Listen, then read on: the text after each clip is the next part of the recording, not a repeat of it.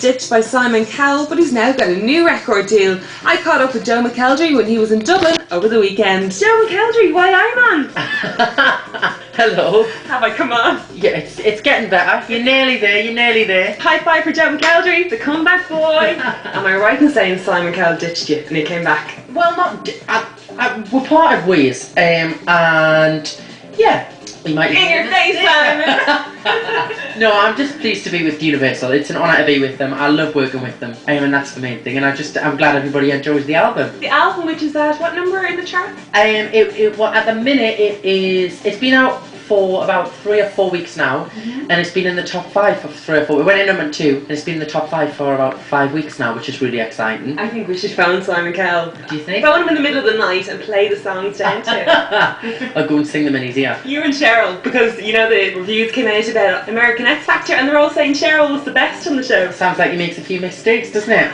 But I will say no more. I'll stop you there, Joe, before you get yourself in trouble. Well, we are delighted that you're back. Were you dubious, though, about doing that TV show? I think with some of those shows, people go on to try and reinvent a career, but, I mean, you weren't out of the public eye. You were still very much... Yeah, I mean, that was booked in a long time ago. It was before the whole kind of psycho thing had happened. And it was only a 6-week thing. It wasn't something that was going to totally, take over the rest of my schedule. But it ended up turning into be something, not even by me. I was really enjoying it, but then everybody was asking for the classical stuff. Please put it on an album, please. So I was like, when I was in the discussions with Universal about signing with them, I was like, listen, I think we should include some of the classical. Like, definitely. They kind of like the mixture, where you get the pop ballads and the classical stuff as well. And tell me, have you been watching the show? I've been really busy, but I've been trying to catch it at different points.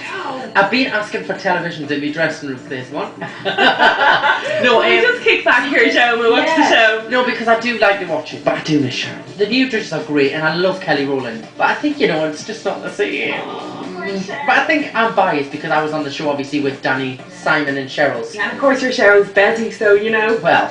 You told me that she goes around to your house for tea, is that true, no? No, we'll catch up. We'll text each other and we'll make sure each other's doing okay.